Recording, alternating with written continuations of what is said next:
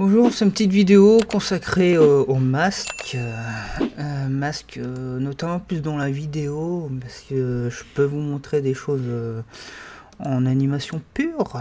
Ici j'ai deux vidéos, hop, des vidéos qui ici, voilà, tu veux bien te venir pour que je fasse une petite compo avec cette vidéo. Hop, ici j'ai une chute d'eau.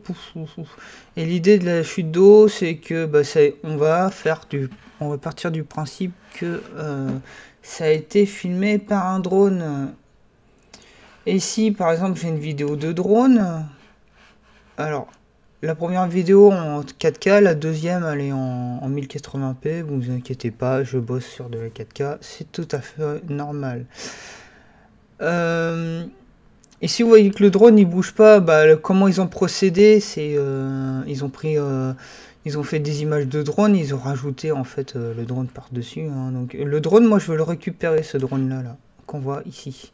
Alors je vais sélectionner le calque, la vidéo où il y a le drone, et je vais utiliser l'outil plume par dessus pour faire un masque tout simplement. Donc pour faire du masque, il y a c'est de la courbe Bézier.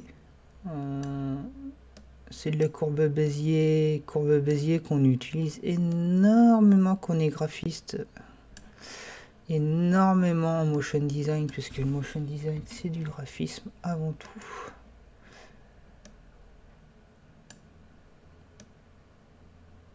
Hop.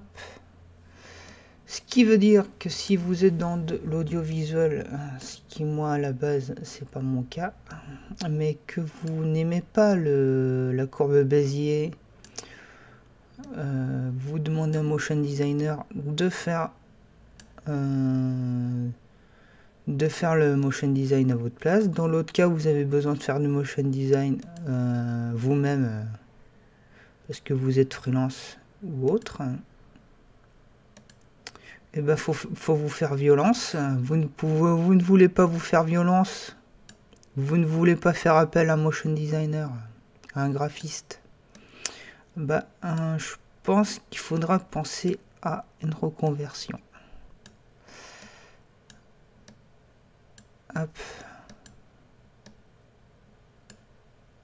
Tac.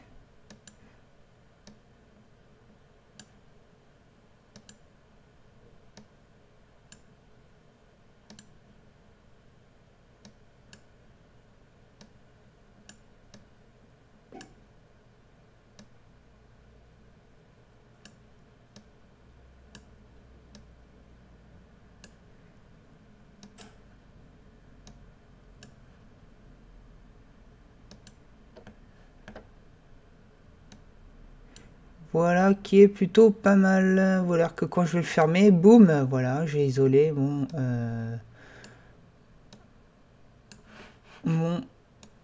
drone. Et vous voyez, quand le drone, si vous avez bien fait les choses et que vous n'avez pas rushé comme un...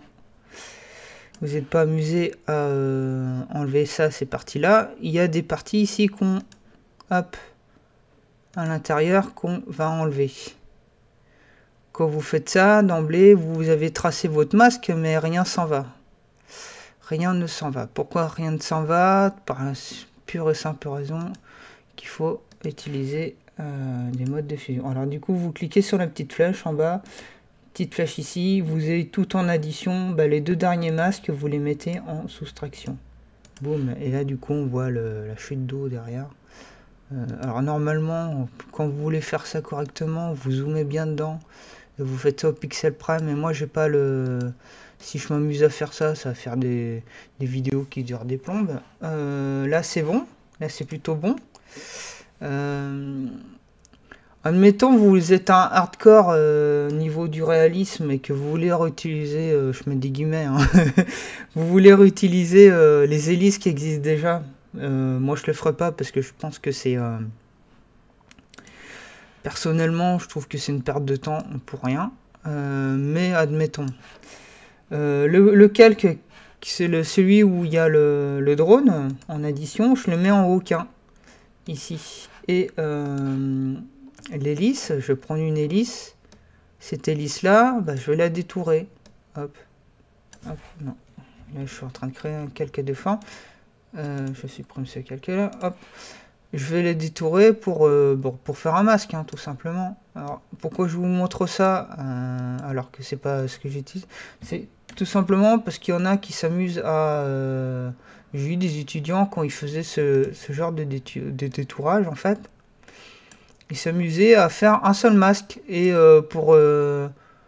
bah évidemment, ça, ils l'auraient pas fait parce que c'est compliqué. Mais pour les hélices, par exemple, ils auraient fait un masque avec les hélices comme ça. Hop, hop. Et quand les hélices y tournent, bah, ils auraient bougé leur poing et ils auraient vu que ça ne marcherait pas. Donc ici, on a une hélice, pardon, excusez-moi, et je vais cliquer sur tracer du masque. Hop, et si je double-clique sur l'hélice, il n'y a pas d'hélice, et là, c'est la Kilos. Hop, si toi, tu as la référence, laisse-le en commentaire. Hop, j'avance, hop, etc. Tac, je suis en fait le mouvement là. Maintenant, si je remets le premier casque en addition, vous voyez que l'hélice, hop, hop, hop. Mais on va pas faire ça, d'accord? Du coup, là, c'était pour vous montrer quand vous avez un élément qui est fixe sur votre image et un élément qui bouge. Préférez faire plusieurs masques qui vont bouger plutôt qu'un masque qui va vous casser la tête. Du coup, je supprime ce masque-là. Hop. Qu'est-ce que j'ai supprimé? Je ne sais pas. Voilà. Je supprime ce masque-là, et puis ça va être tout bête. Hein. Je désélectionne tout. Hein. Je veille à bien tout désélectionner pour faire un calque de forme. Ici, je vais... tac. Tac.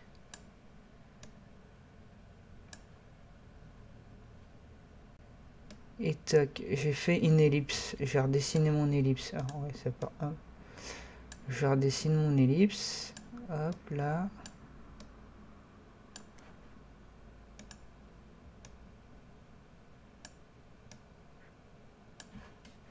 Et puis je fais une hélice ici. Et si vous n'êtes pas trop mauvais en animation, vous allez comprendre ce que je suis en train de faire, hein, tout simplement. Tac, je les redessine mes ellipses. Et ici, normalement, si je clique sur mon calque de forme, vous voyez que le point d'ancrage, il est là. Hop, ça. Le point d'ancrage, il est là. Je vais mettre le point d'ancrage au milieu. Je vais faire je vais faire R. Tac. Je vais un tout petit peu plus loin. Ça va relativement vite, donc en une demi-seconde, bah, je lui ai fait faire un tour. Et puis, je vais utiliser du flou de bouger. Maintenant, si je remets mon masque en addition, tac, vous voyez que j'ai mon hélice là qui tourne. Maintenant, pour que ça ça tourne en boucle, ce qu'il faut faire, c'est maintenir Alt et appuyer sur chronomètre. Voilà, hein, c'est marqué là. Hein, hop. Alt et chronomètre. Et puis on va utiliser les properties. Si vous voyez rien, c'est normal. Et on va faire un loop out cycle. Du coup, il va tourner en boucle sans jamais s'arrêter. Voilà. Sans jamais s'arrêter. Maintenant, vous dupliquez en fait cette ellipse. CTRL Z. CTRL D, 1, 2, 3, 4. Et voilà, vous l'avez 4 fois. Et puis vous n'avez plus qu'à reporter vos hélices comme ça. Tac. Tac. Et tac. Pour qu'ils ne démarrent pas tous en même moment, bah, vous déplacez vos calques. Hein, vous les déplacez comme ci, comme ça. Hop. Et ça fait bim bam boum. Hop, voilà.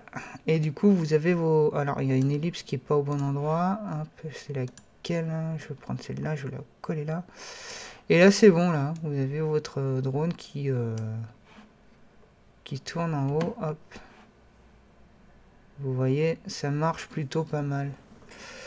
Après, s'il est peut-être un peu trop, c'est peut-être un peu trop blanc, vous prenez votre blanc et vous utilisez la pipette là pour réajuster le blanc. Mais pour moi, ça va bien aller comme ça. Vous pouvez aller plus loin, vous voyez, si vous prenez vos ellipses, vos hélices, vous les vous les mettez en enfant du drone, et puis le drone, vous pouvez même vous amuser à le faire bouger par la suite. Hein. Vous voyez que après, là, je suis en train de tenir les masques. Hop, c'est pas le masque. Je tiens bien. Hop, vous voyez que vous pouvez le mettre où vous voulez, votre drone.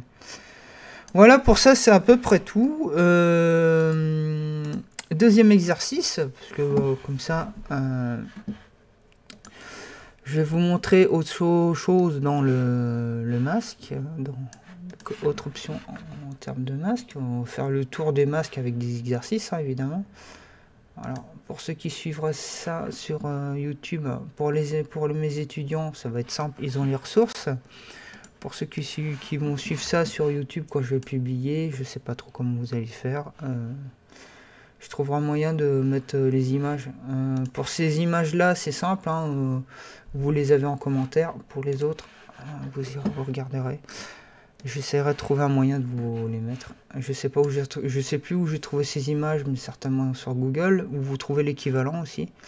Voilà, vous avez une loupe et un papier journal, et on va faire passer la loupe par-dessus. Déjà la loupe, ce qu'on va faire, c'est je vais faire ça grossièrement, hein, je peux me viander.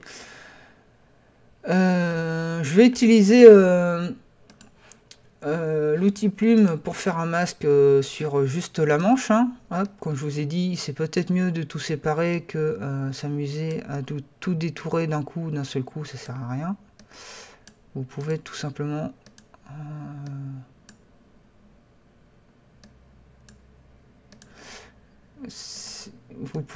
c'est plus sujet à erreur de faire un seul masque plutôt qu'en faire plusieurs.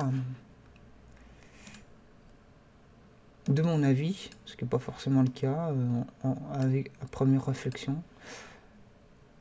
Hop.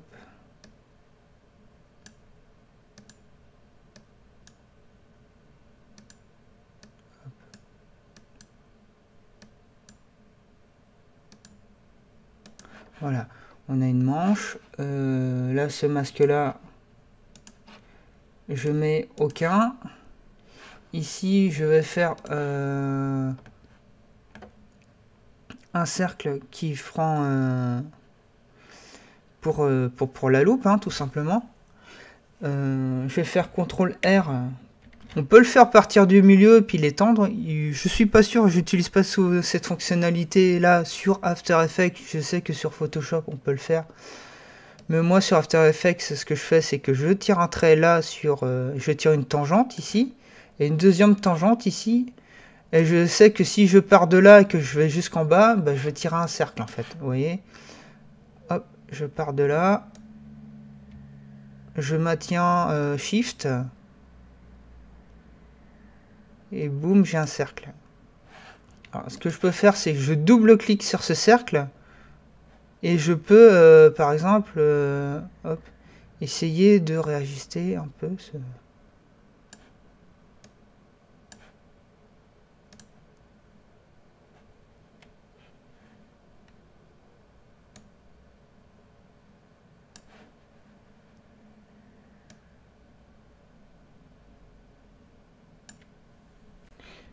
Hop, je le bouge un peu.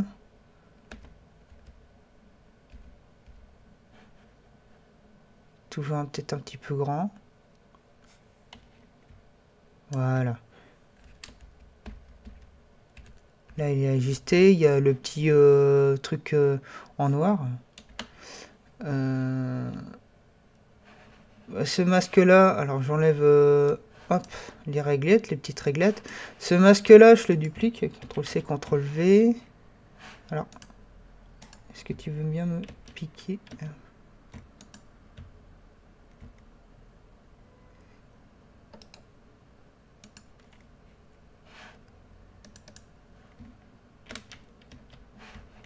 Non, tu vas pas dupliquer le calque?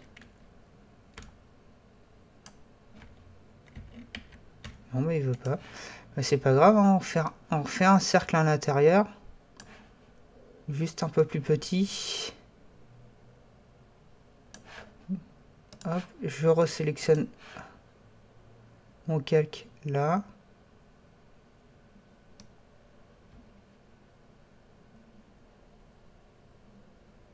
Tac, voilà.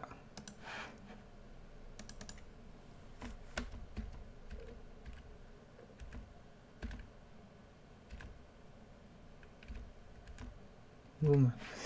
Maintenant, ce que je vais faire, c'est que mon premier masque, je le remets en addition. Et le masque qui est à l'intérieur, je le mets en soustraction. Hein, vous vous souvenez, avec le drone, tout ça. Addition, soustraction, hop. S'il y a un peu de blanc là quand je zoome dessus, vous inquiétez pas, on va s'en servir. Si vous l'avez bien fait, tant mieux. Dans l'autre cas, bah, comme moi, bah, tant pis. C'est pas très grave. Du coup, le masque 3, pour moi, il s'appelle masque 3. Celui qui est à l'intérieur, là, celui-ci, si je double-clique, vous avez un petit contour blanc qui permet de le déplacer éventuellement, mais on ne va pas le déplacer. Je vais vous montrer un outil qui s'appelle l'outil contour progressif du masque. Et par exemple, ici, ma loupe, elle est beaucoup trop propre. Ça n'existe pas des loupes comme ça. Ou alors, bah, c'est que le but d'une loupe, c'est que ça grossisse. Et là, c'est un peu bon, pas terrible, quoi. Ça grossit pas, c'est hyper propre. Ça n'a aucun intérêt. Ici, par exemple, si je prends en fait l'outil contour progressif du masque, vous voyez qu'il y a une espèce de plume en guise de curseur. Et si je prends un coin et que je tire à l'intérieur, vous voyez que ça me fait une espèce de contour progressif. Par exemple, ici, je veux mettre un peu plus. Vous voyez que ça se déforme. Vous pouvez en fait ajuster comme ça votre contour. Ici, je peux en mettre un tout petit peu plus parce qu'il y a le manche. Et sur les coins, là, mettre un tout petit peu moins. D'accord ? Là, comme ça, c'est pas mal. Déjà, on a une loupe qui est un peu moins propre, on va dire. Ce qu'on peut faire en supplément, c'est qu'on va... ici, on a notre calque avec le journal et on veut que ça zoome dans le calque. Ce qu'on va utiliser, c'est on va aller dans Effets, paramètres prédéfinis, puis utiliser la sphérisation. Sphérisation. Vous voyez, vous avez l'outil déformation, sphérisation. Et on l'applique sur notre calque journal. Si j'augmente le rayon ici, vous voyez qu'il y a une sphère ici en milieu, je ne sais pas si vous la voyez, qui se forme. Moi, ce que je veux, c'est que cette sphère-là suit en fait la loupe. Ça va être assez délicat de comprendre ça, mais il y a... vous savez que un calque ici, je vais créer une nouvelle composition. Hop. Un calque, il peut suivre un autre calque. Je fais un carré là, et puis je fais un autre rond ici. Hop. Et je tire en fait l'escargot sur le carré, et en fait le rond, j'ai tiré l'escargot sur le carré, ce qui fait que maintenant il suit le carré, d'accord. On peut faire la même chose sur des... enfin, on n'en a pas besoin, donc je supprime. On peut faire la même chose, mais sur des options, c'est-à-dire on peut faire que quand un objet change de position, il y a un autre objet, la taille varie. Ici, ce qu'on peut faire, c'est, si on va dans options d'effet, le centre qui est ici, suive en fait la position de ma loupe. C'est qu'ici, si je vais dans effet, sphérisation, et il y a un escargot en face de centre, et je vais dans position P là, je peux tirer mon escargot sur la position ici, tac. Sinon, vous avez vu que ça lui a fait changer de place. Du coup, moi, ce que je veux, c'est que le centre de la sphérisation, en fait, suit la position, ici. Et la position, elle est pas bonne. Donc, je vais regarder pourquoi elle est pas bonne. Il doit y avoir une réponse à cela. Vous voyez que si je bouge la position, la sphérisation elle bouge là, ici, d'accord. En fait, c'est tout simplement parce que le point d'ancrage, il est ici en vérité. Je vais appuyer sur A et je vais bouger ma loupe jusqu'à la sphère ici, en bas. Tac. Bon. Et du coup, quand on appuie sur P, on bouge la sphère. Vous voyez que l'effet loop, il fonctionne là, ici. Ok. Hop. La question que je me pose, du coup...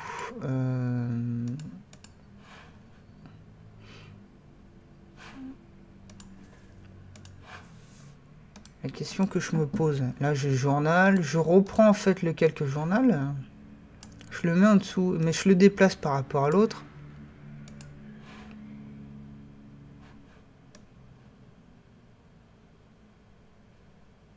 Tac. Vous voyez que ça fonctionne que sur le journal en question, là. Hop.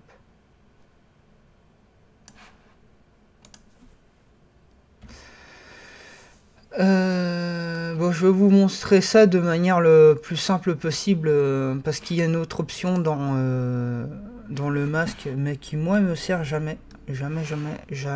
Mais vraiment jamais, quoi. Donc si vous connaissez une configuration dans laquelle ça vous sert, faites-moi part dans les commentaires de cette chose. Dans l'autre cas, c'est que vraiment ça sert vraiment pas beaucoup, quoi. Je comprends son existence, mais pour moi... Ici, je vais créer un masque, ici, hop, là c'est un calque de forme que je fais, je sélectionne mon calque et je crée un masque. Et je vais créer un deuxième masque ici, hop, et englobe juste le texte, hop. Et je vais mettre intersection aux deux masques plutôt que addition. Boum, et voilà, on a ce qu'il y a entre les deux. Maintenant, si je mets soustraction, ça soustrait ici. Vous voyez qu'il y a vraiment beaucoup de possibilités avec ce type de masque, mais le fait que dans la pratique, c'est assez dur de trouver des situations dans lesquelles vous en avez besoin. Pareil, vous avez d'autres types de fusion, mais le plus souvent, ce qu'il faut utiliser en masque, c'est addition et soustraction, quoi. Tout le reste, ça me semble un peu...